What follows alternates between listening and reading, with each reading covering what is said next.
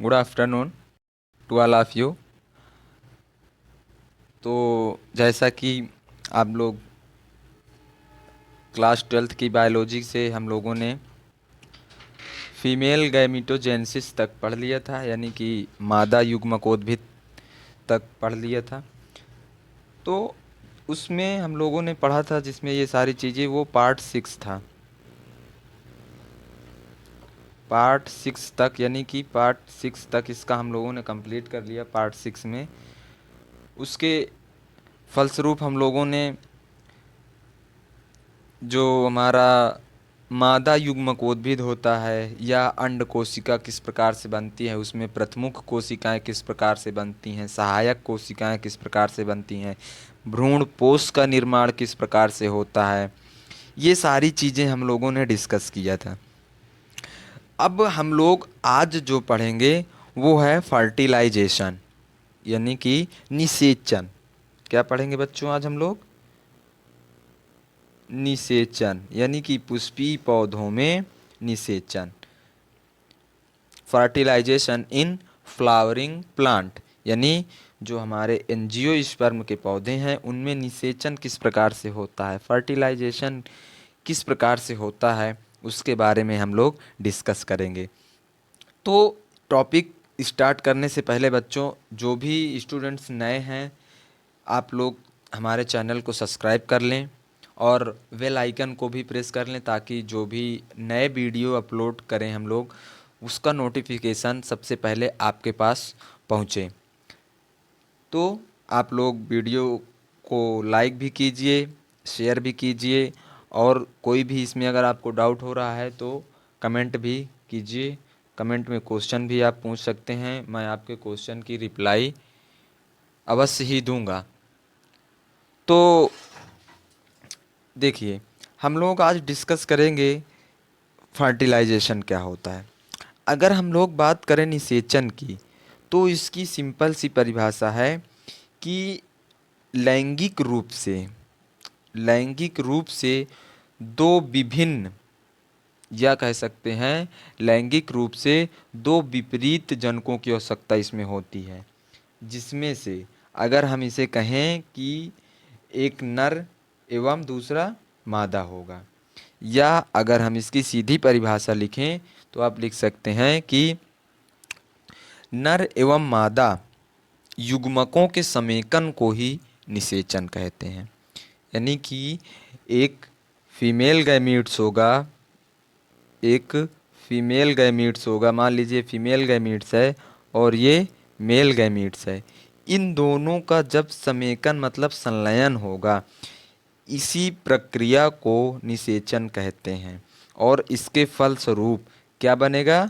Zygote, यानी कि युग्मनज। क्या बनेगा बच्चों? जाइगोट अर्थात युग्मनज बनेगा। तो इसके कुछ प्रोसेस हैं जो हम लोग देख चुके हैं। जब हम लोग ये चैप्टर स्टार्ट किए थे तो मैंने आप लोगों को सारी चीज़ें इसमें बताई थी। तो अगर आप लोग ये देखेंगे यहाँ पर कि एक डायग्राम यहाँ पर बनाया गया है,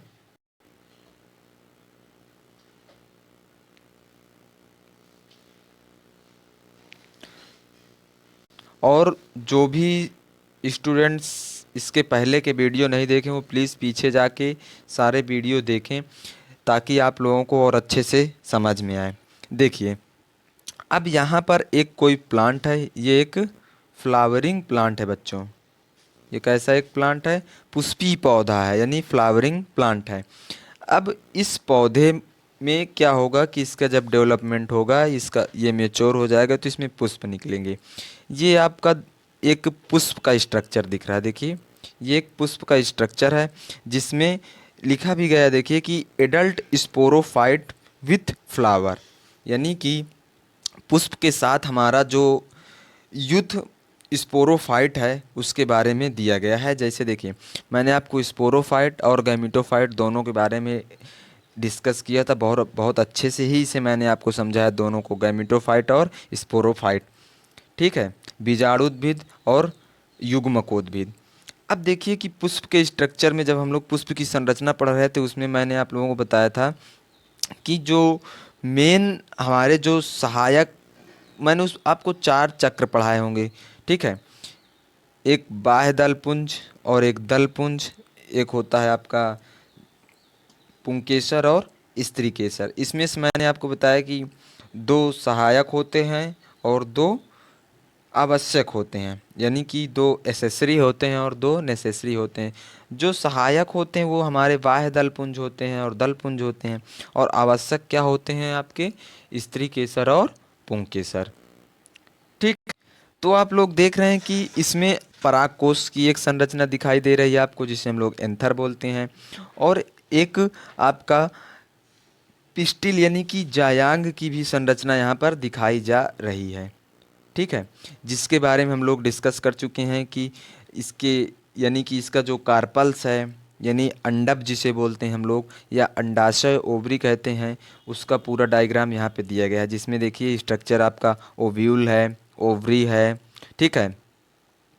अब यहाँ पर देखिए मेगा स्पोर मदर सेल्स, एक मेगा स्पोर मदर सेल्स है, ठीक। इसी प्रकार से एंथर का जब हम लोग कट करेंगे, इसको भी कट करेंगे, देख कट करने के बाद देखेंगे तो इसमें भी आपको ये इसके एंथर कट करेंगे, हम लोग देखे थे इसमें कि ये द्विपाली युक्त होता है, जिसमें से प्रत्येक पाली में आपको देखेंगे कि 2 कोष्ठक होते हैं, 2 प्रकोष्ठ होते हैं, ठीक है। तो प्रत्येक प्रकोष्ठ में आप देखेंगे कि माइक्रोस्पोर मदर सेल्स का निर्माण होता है। ये यहाँ पे देखिए माइक्रोस्पोर मदर सेल दिया गया है। अब यही माइक्रोस्पोर्स मदर सेल्स में क्या होगा, मियोसिस होगा। मियोसिस अर्थात अर्धसूत्री विभाजन होगा, ठीक है बच्चों। इसमें अर्धसूत्री विभाजन होगा। इस अर्धसूत्री विभाजन के फलस्वरूप पोलन ग्रेन यानी कि पराग कणों का निर्माण होगा, यानी पराग कणों का निर्माण होगा। अब जब ये क्या होगा, इसमें मियोसिस होगा, तो ये क्या होगा, पूर्ण रूप से जब एक पोलन सैक परिपक्व हो जाता है, यानी कि मेच्योर हो जाता है, ये पोलन सैक है आप अपना यानी पराग कोश, ये क्या है, पूर्ण रूप से जब मेच्योर होगा तो इसका स्फुटन होगा, यानी ये डेhiscence होगा इसका। तो डेhiscence में इसमें पोलन ग्रेन निकलेंगे, यानी कि जो हमारे पराग कण हैं वो बनेंगे, ठीक। इसी प्रकार से जो हमारा मेगा स्पोर्स मदर सेल्स है, मेगा स्पोर्स मदर सेल्स है, उसमें भी क्या होगा, मियोसिस होगा। देखिए यहाँ पे भी मियोसिस हो रहा है। इस मियोसिस के थ्रू फिर इसमें भी क्या होंगे, 8 न्यूक्लियाई एम्ब्रियो बनेगा। मैंने आपको बताया था कि इसमें कोशिकाएं 7 होती हैं, लेकिन न्यूक्लियस कितने होते हैं, 8 होते हैं, यानी 8 होते हैं। इसके पिछले वीडियो में ही हम लोगों ने इसके बारे में डिस्कस किया था, भ्रूणपोष के बारे में, यानी कि एक मेच्योर जो हमारा परिपक्व भ्रूणपोष होता है उसमें 8 न्यूक्लियस यानी कि 8 केंद्रक और 7 कोशिकाएं होती हैं, ठीक है। जिनमें से आपकी ये जो सबसे ऊपर निभाग की ओर कोशिकाएं होती हैं, इनको एंटीपोडल सेल्स यानी प्रतिमुख कोशिकाएं बोलते हैं। नीचे की ओर यानी अंडद्वार की ओर देखेंगे 3 कोशिकाएं दिख रही हैं। इनमें से जो किनारे किनारे कोशिकाएं हैं ये सहायक कोशिकाएं होती हैं, और बीच वाली एग सेल कहलाती है, और बीच की कोशिका द्वितीयक न्यूक्लियस कहलाती है, ठीक। ये सारी चीज़ें हम लोग डिटेल से इसके पिछले वीडियो में डिस्कस कर चुके हैं, बिल्कुल डिटेल से। अगर आप लोग नहीं देखे हैं तो उसे प्लीज़ जाकर देखिए, ताकि ये स्ट्रक्चर आपको पूरा समझ में आए। अब देखिए बच्चों क्या होगा कि यहाँ से एक सेल बनी और यहाँ से पराग कणों का निर्माण हुआ। अब क्या होगा कि ये पराग कण वर्तिकाग्र पर पहुँचेंगे, इस पुष्प के वर्तिकाग्र पर पहुँचेंगे। यहाँ पर देखिए, ये मैं आपको दिखाता हूँ। अब आप लोग यहाँ देख सकते हैं कि ये परागकण वर्तिकाग्र पर आप देख रहे हैं, यहाँ से ये इधर वर्तिकाग्र पर आ रहे हैं, ये पुष्प का वर्तिकाग्र है और यहाँ पे परागकण आ रहे हैं, ठीक है। अब हम लोग यहाँ से देखते हैं इसे इस प्रकार से।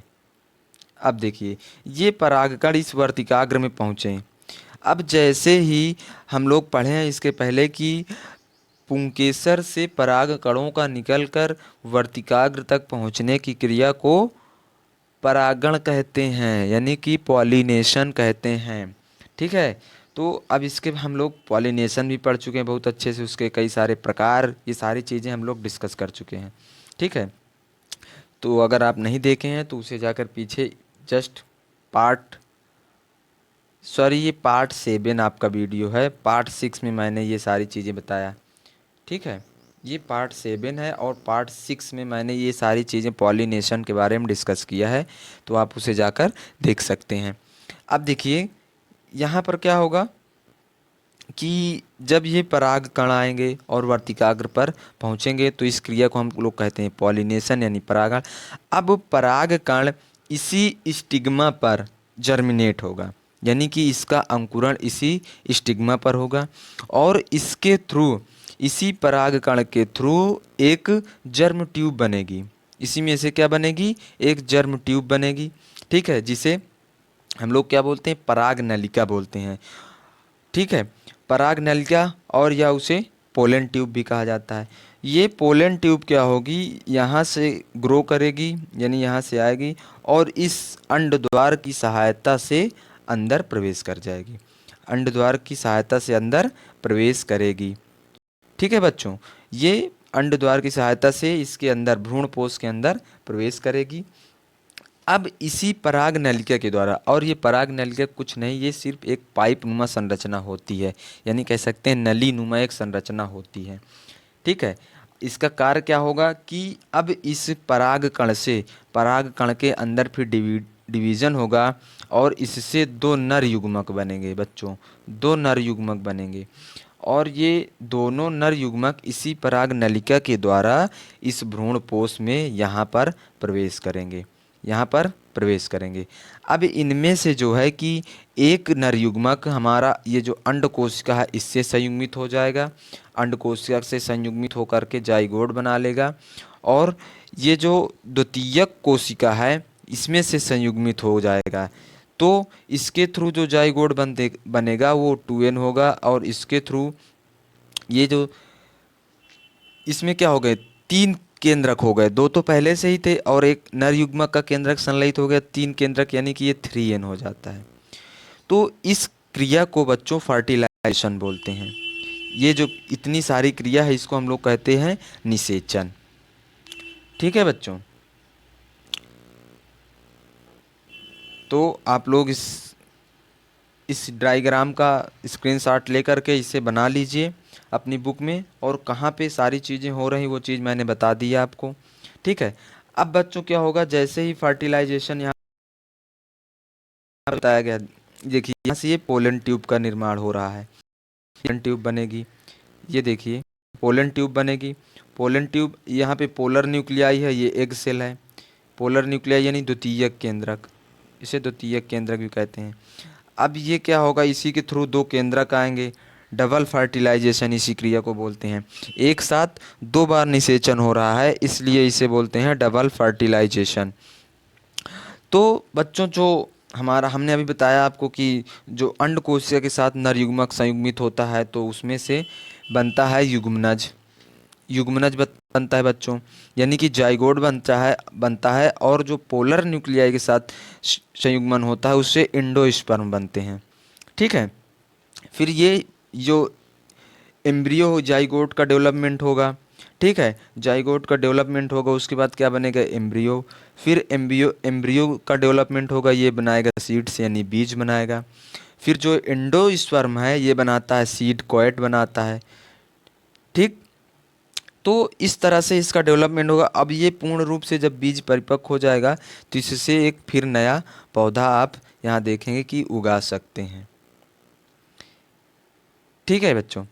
तो इस प्रकार से पुष्पीय पौधों में फर्टिलाइजेशन होता है।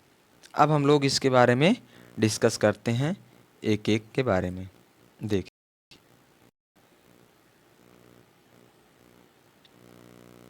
निषेचन,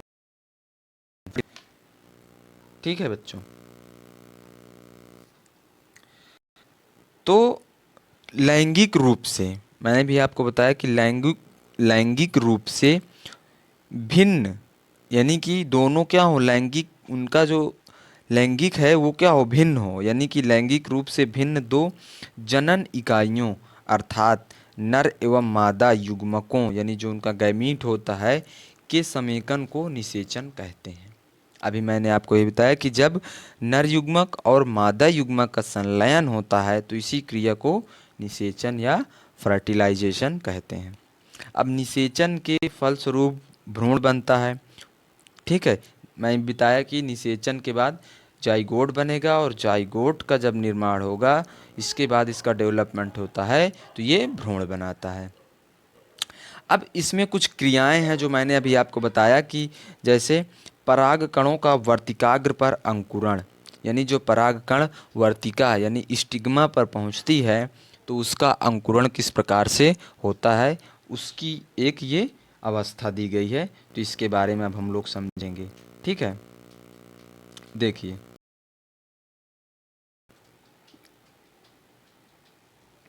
यहाँ पर देखिए पराग कण के समय, अब जैसे आप लोग देखते हैं कि जैसे जैसे ही पॉलिनेशन हो जाता है, हम लोग देखते हैं जैसे परागण हो जाता है तो उसी के समय देखिए परागण के समय पराग कण यानी पॉलिनेशन के समय पोलन ग्रेन वर्तिकाग्र पर पहुंचकर अंकुरण करना शुरू कर देते हैं।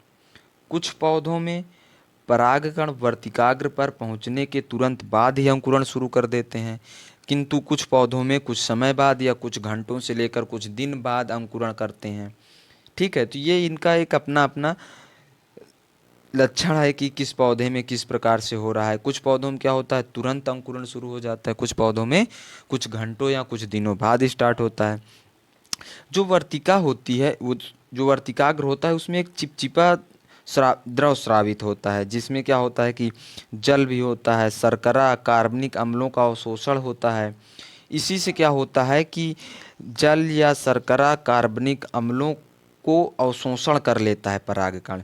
इसको अवशोषण करने के बाद क्या होगा वो फूल जाएगा, अवशोषण करेगा एब्जॉर्ब करेगा तो फूल जाता है।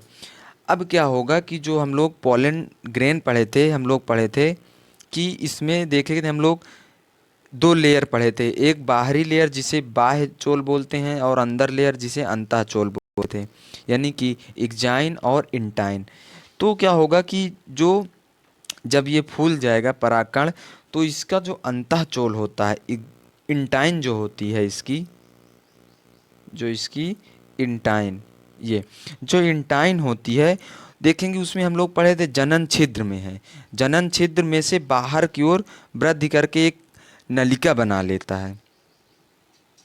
आप लोग देखिए जब हम लोग पोलन ग्रेन का स्ट्रक्चर पढ़ रहे थे उसमें देखे थे कि उसकी सतह पर छोटे छोटे पोर दिखाई देते रहे जिसे हम लोग जर्म पोर कह रहे थे। तो इसी जर्म पोर से अंतः चोल इसकी इंटाइन क्या होगी, इसी जर्म पोर की सहायता से डिवाइड होगी और उससे क्या होगी एक नलिका बना लेती है जिसे हम लोग पराग नलिका कहते हैं। ठीक है, पराग नलिका कहते हैं जिसे हम लोग। अब यही पराग नलिका वर्तिकाग्र द्वारा स्रावित सरकरी पदार्थ पराग नलिका को और अधिक परिवर्धन के लिए उत्तेजित करती है। ठीक, अब क्या होगा, अब पराग नलिका वर्तिकाग्र को भेद करके यानी कि उसके अंदर से होते हुए घुस जाती है, वर्तिका में से होते हुए कहाँ पहुँचेगी अंडाशय में। अभी मैंने आपको बताया था इसके पहले अंडाशय में पहुँचेगी। अब उसी में क्या होगी वृद्धि करने लगेगी। ठीक, अब क्या होगा कि जब पराग नलिका अपने साथ क्या होगा कि दो केंद्रक भी ले जाती है साथ में, एक ट्यूब केंद्रक होता है और एक जनन केंद्रक होता है। इसमें क्या होगा ट्यूब केंद्रक विघटित हो जाता है यानी कि नष्ट हो जाता है। जो आपका ट्यूब केंद्रक होता है वो विघटित हो जाता है और जनन केंद्रक विभाजित होता है। जो अपना जनन केंद्रक होता है वो विभाजित होता है जिसके फलस्वरूप दो नर युग्मक होते हैं, विभाजित होता है जिसके फलस्वरूप क्या है? दो नर युग्मकों का निर्माण होता है। अब ये मैंने बताया आपको कि दो नर युग्मक बनेंगे, देखिए इसी से हम लोग दो नर गैमीट कह सकते हैं। ठीक है, अब क्या होगा कि ये दोनों नर युग्मक जो हैं क्या होगा कि अब देखिए हम लोग यहाँ पे डायग्राम पे समझते हैं। देखिए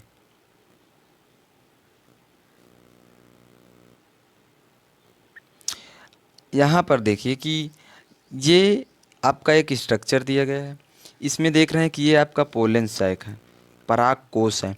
जब ये पूर्ण रूप से मेच्योर हो जाएगा अर्थात परिपक्व हो जाएगा तो इसमें से क्या निकलेंगे पोलन ग्रेन। इट्स सिंपल, हम लोग पढ़ चुके हैं इसके पहले ये सारी चीज़ें ना, इसमें तो कोई दिक्कत होनी ही नहीं चाहिए। पोलन ग्रेन यानी कि पराग कणों का निर्माण होता है।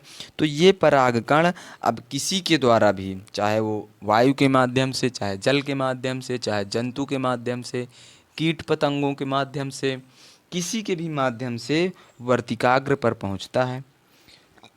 अब यहाँ पर कई सारे, देखिए यहाँ पे आपको दिखाया भी गया है कि कई सारे परागकण इस वर्तिकाग्र पर पहुँचे हैं और जर्मिनेट कर रहे हैं। लेकिन लेकिन यहाँ पर ये बात है, आपसे कोई भी पूछ सकता है कि कई सारे परागकण तो यहाँ पर पहुँच रहे हैं, लेकिन जर्मिनेट सिर्फ एक ही होगा, एक का ही अंकुरण होगा और एक ही फर्टिलाइजेशन करेगा। ये बात याद रखना है। वर्तिकाग्र पर कई सारे परागकण पहुँचते हैं, एक ही नहीं पहुँचता, कई सारे परागकण पहुँचते हैं, लेकिन उसमें से एक ही जर्मिनेट करता है और वो जर्मिनेट करने के बाद निषेचन करता है। तो आप देख सकते हैं कि एक परागकण यहाँ से जर्मिनेट करा और यहाँ से एक नलिका बनाया जिसे हम लोग पराग नलिका बोलते हैं। ये स्टील के द्वारा होते हुए पहुँचती है, ठीक है। और इसी के माध्यम से मेल गैमीट्स भी, ये देखिए यहाँ पर दिखा गया है, मेल गैमीट्स भी इसी के माध्यम से परागकोश में पहुँच रहा है, सॉरी अंडाशय के अंदर जा रहा है, ठीक है। अब यहाँ पर देखिए, ये इसके माध्यम से मेल गैमीट्स आ रहा है, ये आपकी पराग कोशिका है, पराग नलिका है, जिसके माध्यम से मेल गैमीट्स ओव्यूल के अंदर प्रवेश करेगा। अब ये यहाँ से देखिए, इसके अंदर ये प्रवेश कर गई पराग नलिका, अपने साथ 2 केंद्रक लेके आई। मैंने अभी आपको बताया अपने साथ पराग नलिका 2 केंद्रक लेके आई। देखिए यहाँ पर आपको 2 केंद्रक दिखाई दे रहे हैं, आपको ये 2 केंद्रक दिखाई दे रहे हैं।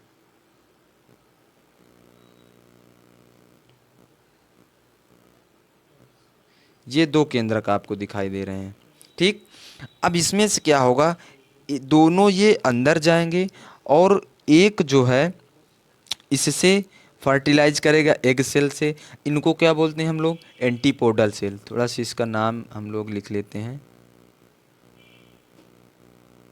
Antipodal cells. ये क्या है, पोलर न्यूक्लियाई, द्वितीयक केंद्रक भी जिसे बोलते हैं, द्वितीयक केंद्रक सेल्स भी बोलते हैं इसे, पोलर न्यूक्लियाई, ठीक। और ये इसके साइड में देखेंगे आप लोग, दो दो एक एक कोशिकाएं हैं, इन्हें सहायक कोशिका बोलते हैं। क्या बोलते हैं बच्चों, सहायक कोशिका, सहायक कोशिका। एंटीपोडल को क्या बोलते हैं हिंदी में, प्रतिमुख कोशिकाएं, प्रतिमुख कोशिकाएं। पोलर न्यूक्लियाई को द्वितीयक केंद्रक। अब जो एक इसमें बची है ये एग सेल है। अब क्या होगा बच्चों कि ये जो पराग नलिका के द्वारा 2 नर युग्मक लाए जा रहे हैं, इनमें से एक नर युग्मक एग सेल से फर्टिलाइज हो जाएगा यानी संयुग्मित हो जाएगा, और दूसरा वाला द्वितीयक केंद्रक से। अब जो एग सेल से फर्टिलाइज होगा ये 2n जाइगोट बनाएगा, और जो इससे फर्टिलाइज हुआ है ये इंडोस्पर्म बनाता है। क्या बनाता है बच्चों, इंडोस्पर्म। और ये होता है त्रिगुणित, क्योंकि इसमें 3 केंद्रक होते हैं, ठीक है बच्चों। अब हम लोग देखते हैं इसके, अब देखिए क्या होगा कि यहाँ यानी कि दिखाया गया है जो आपका परागकण है उसका जर्मिनेशन किस प्रकार से होता है। देखिए बच्चों, ये आपका एक क्या दिया गया है, परागकण दिया गया है, यानी कि पोलन ग्रेन है। इसमें एक लेयर आपको दिखाई दे रहा है इग्जाइन और दूसरी इंटाइन। इंटाइन को अंतःचोल, इग्जाइन को बाह्यचोल बोलते हैं।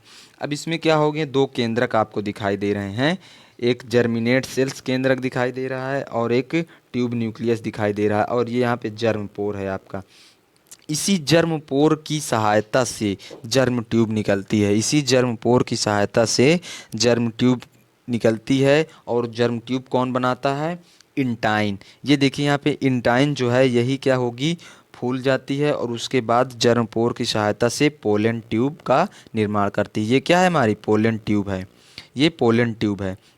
अब यहाँ पे जनरेटिव सेल्स है, ये देखिए, ये एक जनरेटिव सेल्स है। ये जो जनरेटिव सेल्स है इसमें क्या होगा, डिवीज़न होगा। इसी जनरेटिव सेल्स में डिवीज़न होगा, जिसके फलस्वरूप दो केंद्रक बनेंगे, मेल गैमीट्स जिसे हम लोग बोलते हैं। ठीक है, फिर एक ट्यूब केंद्रक भी इसमें बनता है, ट्यूब न्यूक्लियस। बट ये ट्यूब न्यूक्लियस क्या होता है, ये डिजनरेट हो जाता है, विघटित हो जाता है, यानी कि नष्ट हो जाता है। तो यहाँ तक हम लोग पढ़े कि किस प्रकार से अंकुरण होता है परागकण का। अब इसका जो अगला स्टेज है वो है पराग नली का बीजांड में प्रवेश, यानी कि entry of pollen tube into ovules. ठीक है बच्चों, तो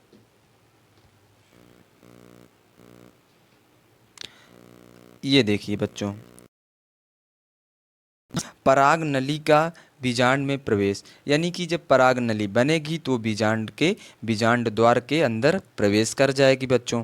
अब देखिए, किसी में क्या होगा कि कोई कोई ऐसे होते हैं, जैसे हम लोग पढ़े थे कि किसी में निभाग दूसरी ओर होता है, अंडद्वार दूसरी ओर होता है, तो इसके कई अलग अलग वो तरीके हैं प्रवेश करने के। कभी कभी क्या होती है, पराग नलिका सहायक कोशिका के बीच से प्रवेश करेगी, कभी कभी इनके किनारे से प्रवेश करती है। तो इसमें कोई ज़्यादा वो नहीं है। सीधा इसका मतलब क्या है आप लोग का, पराग नली का बीजांड में प्रवेश। अब ये बीजांड के अंदर प्रवेश कर जाएगी। ठीक है बच्चों, ये देखिए यहाँ से प्रवेश कर जाएगी।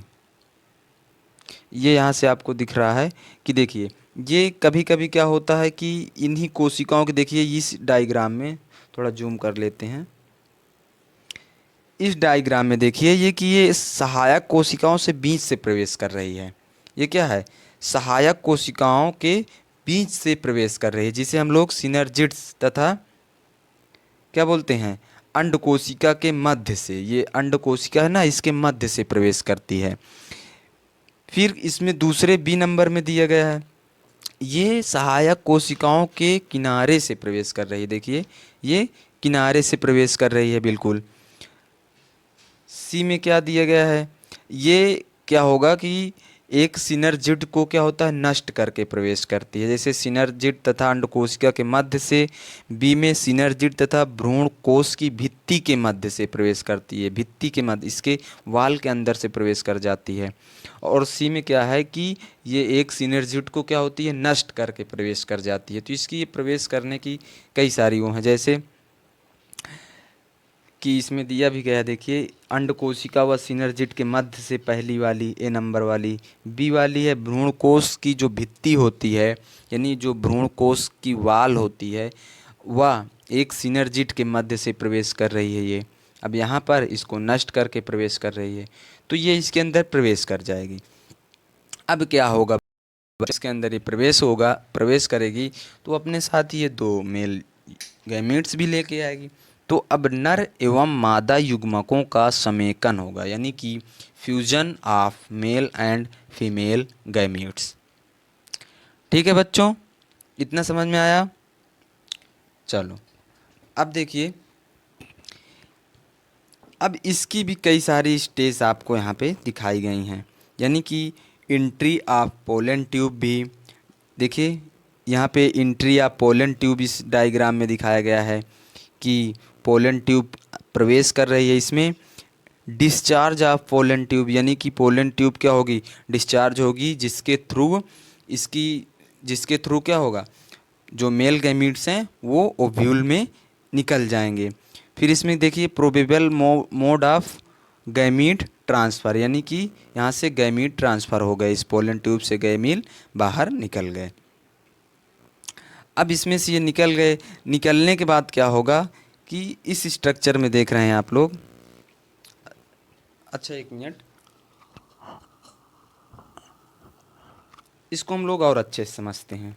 ठीक है, देखिए कि पराग नलिका का भ्रूण कोश में प्रवेश, ठीक, जो पराग नलिका का भ्रूण कोश में प्रवेश फिलीफॉर्म एपरेटस की ओर से जो आपका सिनर्जिड होता है उसके अग्रभाग से होता है, जो अंड द्वार होता है उसके अग्रभाग से होता है।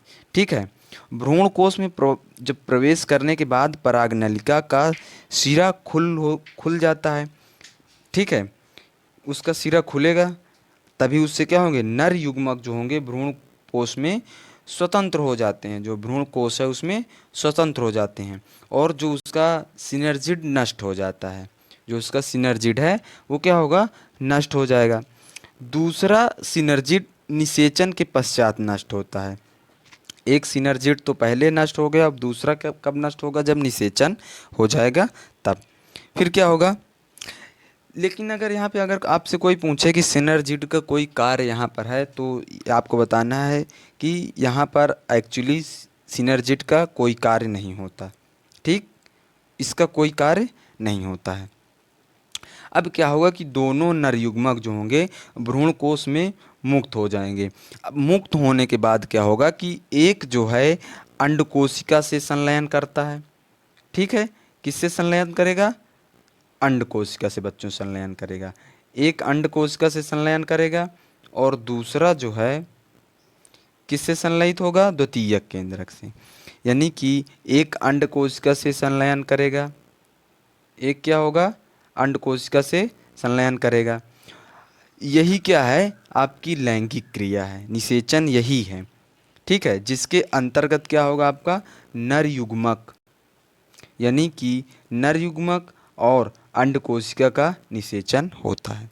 जो दूसरा नर युग्मक होता है वो भ्रूण कोश के केंद्र में जो स्थित द्वितीयक केंद्रक होता है, जिसे हम लोग पोलर न्यूक्लियाई कहते हैं, उससे संलयित होता है। इस क्रिया को त्रिसंलयन कहते हैं। ठीक है, ट्रिपल फ्यूजन बोलते हैं इसे, क्योंकि यहाँ पे 3 केंद्रक संलयित हो रहे हैं। ठीक, ये क्रिया इस प्रकार से पूरी हो जाती है निषेचन की। अब निषेचन के बाद जो सहायक कोशिकाएं हैं, जिसे हम लोग अभी कह रहे थे ना सिनर्जिड्स, वह प्रतिमुख कोशिकाएं जो एंटीपोडल सेल्स हैं, इनके महत्व का निश्चित मतलब इनके महत्व का निश्चित ज्ञान नहीं है, किंतु यह स्पष्ट है कि ये निषेचन के तुरंत बाद ही नष्ट हो जाती हैं।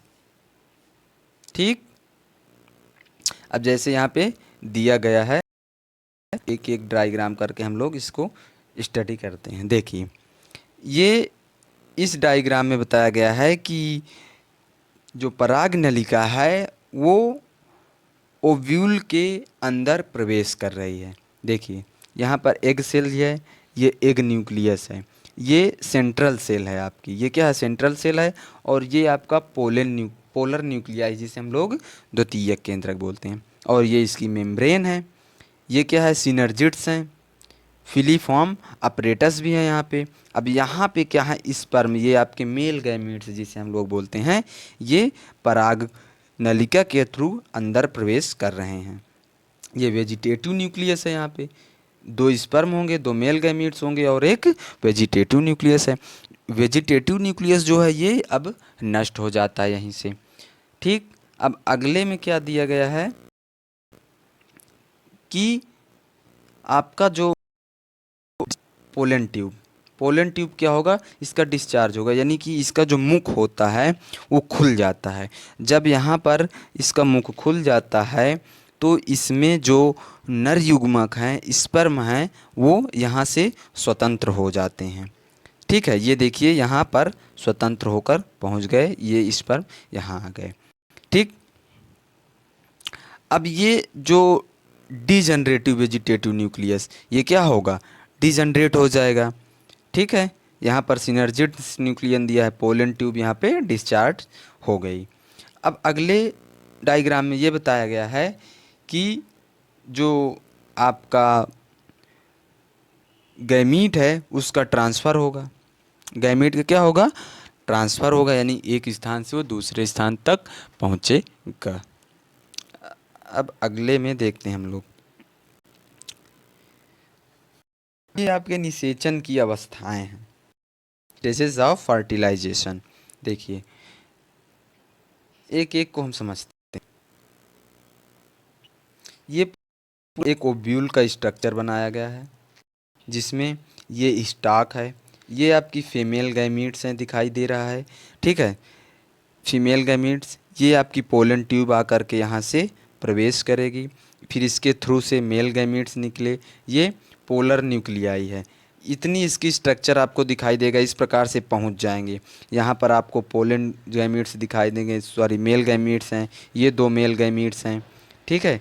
ये क्या हैं दो, देखिए ये आपके मेल गैमीट्स हैं बच्चों,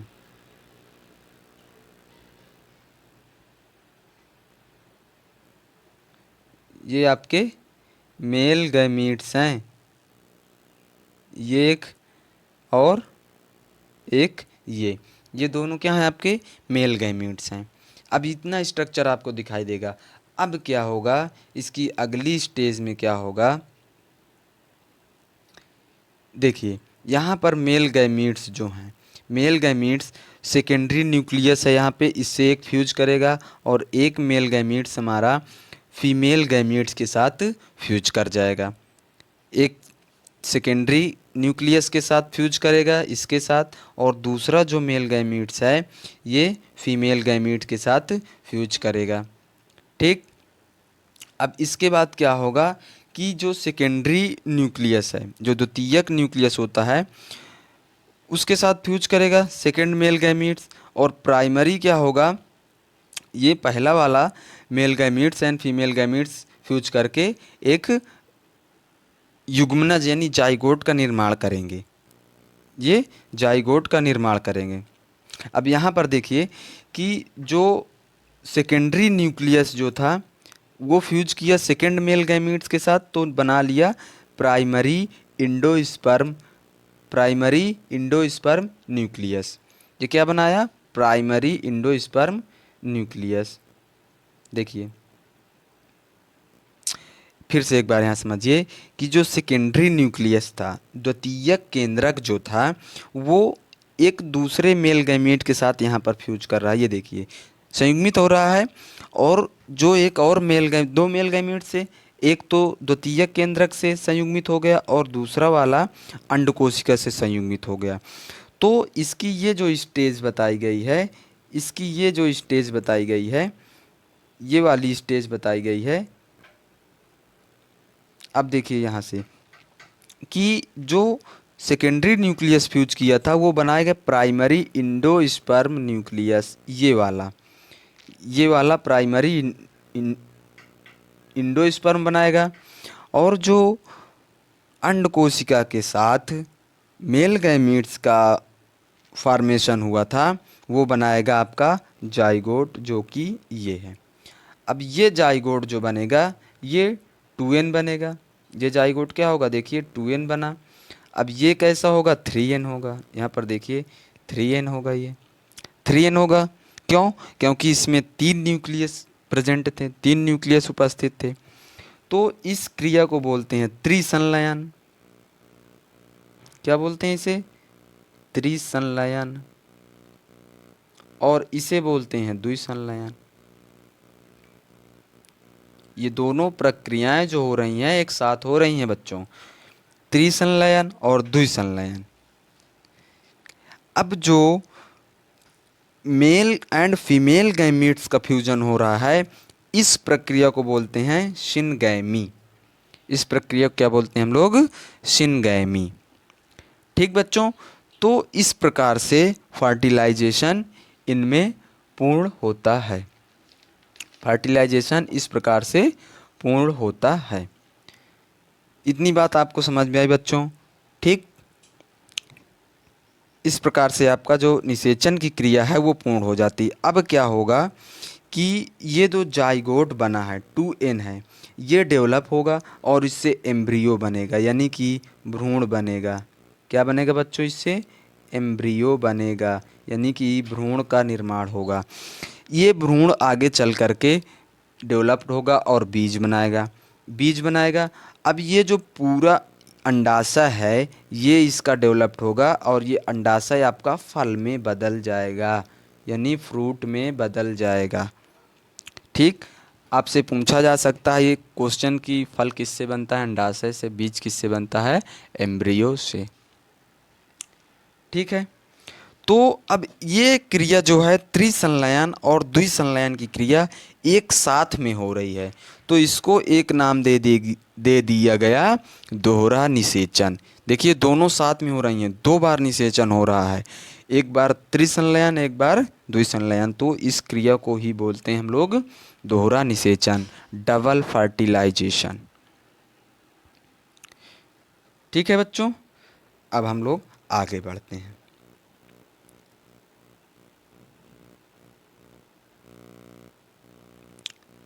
अब ये देखिए फर्टिलाइजेशन क्या है।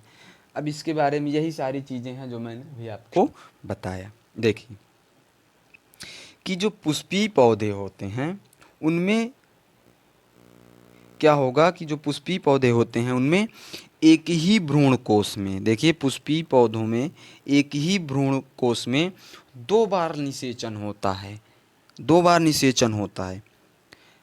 ठीक, अभी हमने पढ़ा ना कि पराग नलिका में से मुक्त हुए दोनों नर युग्मक में से एक अंड कोशिका या जो ओवम से संलयित हो जाता है, दूसरा द्वितीयक केंद्र के साथ संलयित करता है। ठीक, जो सेकेंडरी न्यूक्लियस होता है वो भ्रूण कोश के परिवर्धन के समय दो केंद्रकों में परस्पर संलयन से बनता है। हम लोग इसके पहले पढ़ चुके हैं, आता है इनमें 2n गुणसूत्र होते हैं। इसी कारण जब यह नर युग्मक के साथ संलयित करता है तो इस क्रिया को त्रिगुणित बोलते हैं, यानी कि 3n होता है, ये ट्रिप्लॉइड हो जाता है और केंद्रक बनता है इससे। इसे प्राथमिक भ्रूण पोष केंद्रक कहते हैं। इसे क्या बोलते हैं? Primary endosperm nucleus. अभी हमने पढ़ा था ना, प्राइमरी इंडोस्पर्म न्यूक्लियस। तथा इस क्रिया को त्रिसमेकन यानी कि ट्रिपल फ्यूजन कहते हैं। इसलिए क्या होता है कि आवृत बीजी पौधों में दो नर युग्मक निषेचन में भाग लेते हैं, अर्थात दो बार निषेचन होता है, इसलिए इसे ही दोहरा निषेचन या द्विनिषेचन कहते हैं, अर्थात डबल फर्टिलाइजेशन। ठीक, जो इस चीज़ का यानी डबल फर्टिलाइजेशन का सर्वप्रथम यानी सबसे पहले नवासीन नामक वैज्ञानिक ने 1898 में और लिलियम व फ्रिटिलेरिया नामक वैज्ञानिक ने पता लगाया था इसका। नवासीन नामक वैज्ञानिक ने 1898 ईस्वी में लिलियम और फ्रिटिलेरिया नामक पौधों में पता लगाया था। इसके बाद अन्य वैज्ञानिकों ने इसका विस्तृत रूप से अध्ययन किया और निष्कर्ष पर पहुँचे कि दोहरे निषेचन की क्रिया एंजियोस्पर्म, जो हमारे एंजियोस्पर्म पौधे होते हैं, इनका एक विशिष्ट लक्षण है, क्योंकि जो दोहरे निषेचन के फलस्वरूप बना भ्रूणपोष भ्रूण को भोजन प्रदान करता है। यानी कि जो भ्रूणपोष बनता है वो क्या होता है कि भ्रूण को भोजन प्रदान करता है। दोहरे निषेचन, जो दोहरा निषेचन में दो निषेचित होते हैं, देखिए इसमें दो निषेचन होगा। एक तो होगा जिसे हम लोग सत्य निषेचन कहते हैं कि प्रथम नर युग्मक के साथ अंडकोश का संलयन होता है जिससे युग्मनज बनता है। त्रिसमेकन में क्या होगा? त्रिसंलयन में क्या होगा कि द्वितीयक नर युग्मक होगा, द्वितीय नर युग्मक यानी दूसरा वाला नर युग्मक और द्वितीयक केंद्रक 2n वाला केंद्रक दोनों संलयित हो जाते हैं और प्राथमिक भ्रूणपोष यानी कि प्राइमरी इंडोस्पर्म न्यूक्लियस का निर्माण करते हैं। ठीक है बच्चों, तो ये हो गया आपका डबल फर्टिलाइजेशन। और जो आपका ये डबल फर्टिलाइजेशन है ये वेरी मोस्ट इम्पॉर्टेंट है, आपके एग्ज़ाम के पॉइंट ऑफ व्यू से बहुत बार पूछा जाता है ये, इसे आप लोग बहुत अच्छे से तैयार कर लीजिए। ठीक है, अब बच्चों इसके कुछ महत्व हैं द्विनिषेचन के, उसके बारे में हम लोग डिस्कस करते हैं। तो देखिए कि द्विनिषेचन का सर्वप्रथम अध्ययन अभी मैंने बताया कि नवासीन ने किया था 1898 ईस्वी में। उन्होंने ही बताया कि दूसरे निषेचन के फलस्वरूप भ्रूणपोष यानी इंडोस्पर्म बनता है। यह भ्रूणपोष ही बढ़ते हुए भ्रूण का पोषण करता है, यानी उसको पोषण प्रदान करता है, जिसके भ्रूणपोष जो हमारा भ्रूण है यानी एम्ब्रियो है उसका विकास हो सके, वो डेवलप हो सके। ठीक, तो ये इसका महत्व है कि जो नॉन विजिबल होते हैं, यानी कि क्या होंगे कि ऐसे बीज क्या होते हैं, भ्रूणहीन होते हैं, यानी उनमें एम्ब्रियो नहीं बनता है। कैसे, जिनमें क्या होगा कि त्रिसमयकन ट्रिपल फ्यूजन की क्रिया ना हो तो भ्रूण क्या होता है, अविकसित रह जाता है। जिस ऐसे जो भ्रूण होते हैं, ऐसे जो फल होते हैं वो भ्रूणहीन होते हैं, यानी कि उनमें एम्ब्रियो का विकास नहीं होता है। ठीक है, फिर उसके बाद क्या है कि यानी कि क्या होंगे, भ्रूणहीन होंगे तथा क्या होंगे, प्रायः नॉन बीएजबल होंगे, यानी कि इनमें अबीज होंगे। ठीक, अब भ्रूण पोष में मातृ एवं पितृगुण सूत्र, यानी कि मैटरनल एंड पैटर्नल क्रोमोसोम पाए जाते हैं तथा इनके हाइब्रिड ओज, जो हमारे हाइब्रिड वेगोर के कारण ये क्रियात्मक आक्र जो हमारी यानी कि फिजियोलॉजिकल एग्रेसिवनेस होती है वो दिखाते हैं ये। ठीक, अब बच्चों ये हम लोग डिस्कस करेंगे कि कुछ, यानी कि जब पुष्प से फल के विकास तक होने वाले परिवर्धन। ठीक है बच्चों,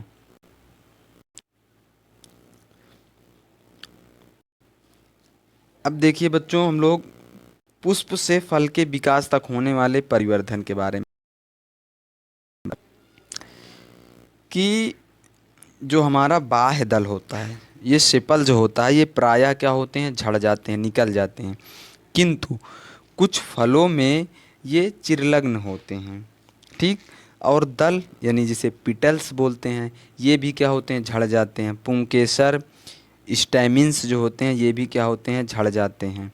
वर्तिकाग्र और वर्तिका स्टिग्मा एंड स्टाइल ये क्या होते हैं, प्रायः तो झड़ जाते हैं, लेकिन कभी कभी फल में लगे रहते हैं। ठीक है, कभी कभी क्या होते हैं, फल में ये लगे रहते हैं।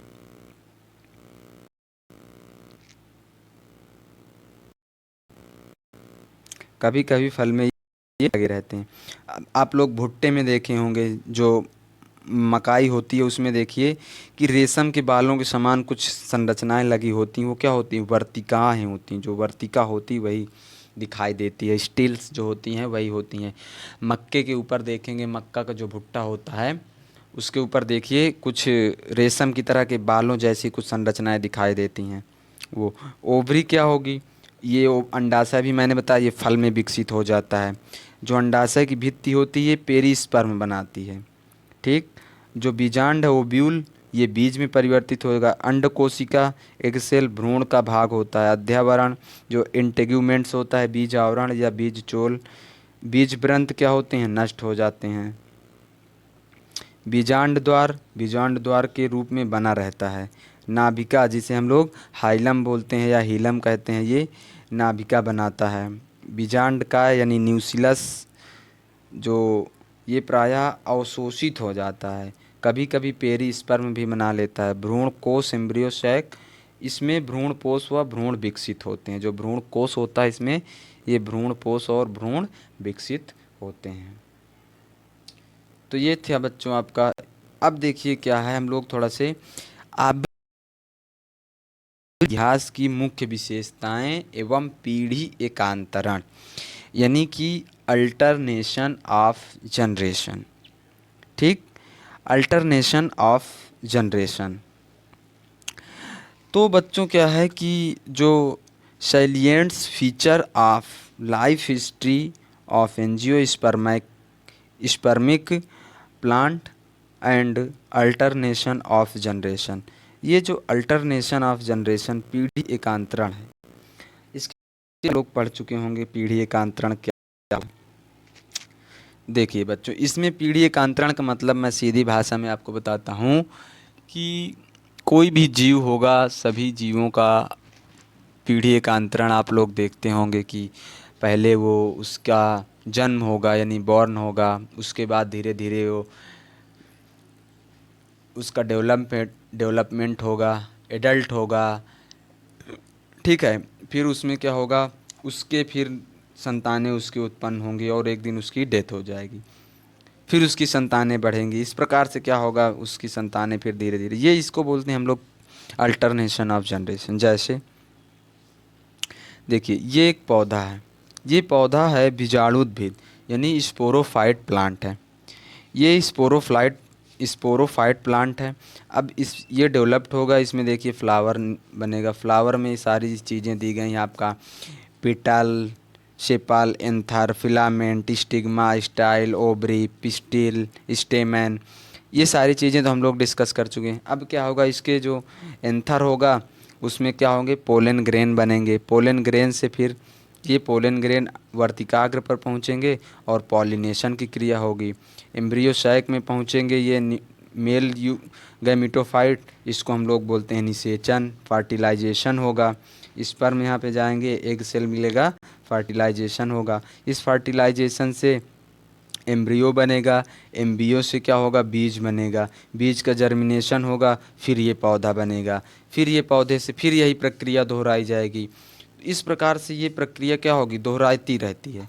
इसी को बोलते हैं पीढ़ी एकांतरण यानी कि अल्टरनेशन ऑफ जनरेशन।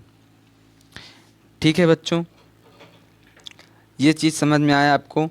आपको अगर नहीं समझ में आया, ये वैसे तो आपको समझ में आ ही गया होगा, बट अगर आप लोग इसे सारे वीडियो के पार्ट, इसके सारे वीडियो के पार्ट देखते हैं तो तभी आपको ये समझ में आएगा और बहुत अच्छे समझ में आएगा। अगर आप सारे पार्ट देखते हैं तो, एक एक करके सारे पार्ट देखेंगे तो आपको समझ में ज़रूर से ज़रूर आएगा। तो ठीक है बच्चों, ये अध्याय आपका यहाँ से समाप्त होता है, यानी इसका लेक्चर जो है यहाँ से एंड होता है। अब इसमें कुछ चीज़ें हैं जो मैं आपको क्वेश्चन करवाते समय करवाऊँगा, यानी कि अब हम लोग इसके कुछ मेन पॉइंट के बारे में बात करेंगे। कुछ वो पॉइंट जो हैं महत्वपूर्ण पॉइंट हैं आपके, जो एंट्रेंस एग्ज़ाम के पॉइंट ऑफ व्यू से, बोर्ड एग्ज़ाम के पॉइंट ऑफ व्यू से, इन सारी चीज़ों के पॉइंट ऑफ व्यू से महत्वपूर्ण हैं। ठीक है, आप ये मत देखिए कि कोई क्या कर रहा है, आप अपने देखिए कि आप क्या कर रहे हैं। कोई कुछ भी करे, आपको उससे क्या लेना देना है, आप अपने से मतलब रखिए, अपना पढ़िए, दूसरे से क्या आपको लेना देना है।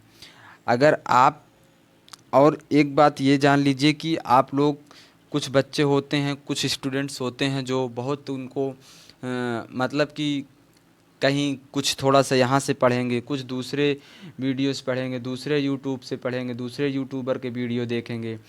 ठीक है, तो आप लोगों से मेरा ये निवेदन है कि आप लोग किसी भी यूट्यूबर से पढ़िए, किसी का भी वीडियो देख लिए तो उसका एक पूरा लेक्चर देखिए, पूरा एक अध्याय देखिए, तो आपको तब एनालाइज कीजिए अपने आप को कि तब आपको समझ में आ रहा है उस अध्याय से आप कितना समझे हैं, किस प्रकार से आपको वो समझाया है और आपको कितना समझ में आया है।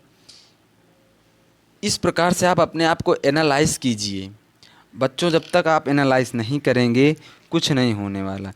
ठीक है, तो आपको क्या करना है, एनालाइज करना है अपने आप को कि आप देखते हैं वीडियो, देखते हैं दूसरे यूट्यूब से देखिए या किसी कहीं से भी आप पढ़िए, जहाँ से आपको समझ में आए वहाँ से पढ़िए। मैं ये नहीं कहता हूँ कि आप कहीं एक ही जगह पर पढ़िए, आप देखिए दूसरे यूट्यूब के वीडियो देखिए, और कोई आपको जहाँ से आपको समझ में आए। कहने का मतलब मेरे ये कि आपको जहाँ से समझ में आए और जो आपको समझ में आ रहा है आप क्वेश्चन कर पा जा रहे हैं। जो आपके क्वेश्चन हैं बुक में, सॉल्व में, अनसॉल्व पेपर में जो क्वेश्चन दिए हैं, प्रीवियस ईयर के जो क्वेश्चन पूछे गए हैं, वो क्वेश्चन आप कर पा जा रहे हैं, तब आप समझिए कि हाँ हमें समझ में आया है।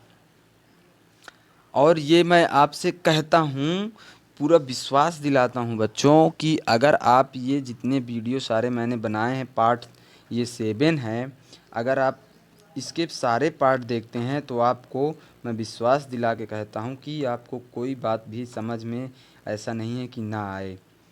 ठीक है, ये सारी चीज़ें एक्सप्लेन की गई हैं और बहुत अच्छे से की गई हैं। कोई भी चीज़ हल्के से मत लीजिए। ठीक है, तो आप अब ये पूरे वीडियो देखिए एक बार और एनालाइज कीजिए अपने आप को कि आप कितने क्वेश्चन कर पा जा रहे हैं। ठीक है, तो ठीक है फिर, धन्यवाद। अगले वीडियो में मिलते हैं हम लोग कुछ नए प्रश्नों के साथ।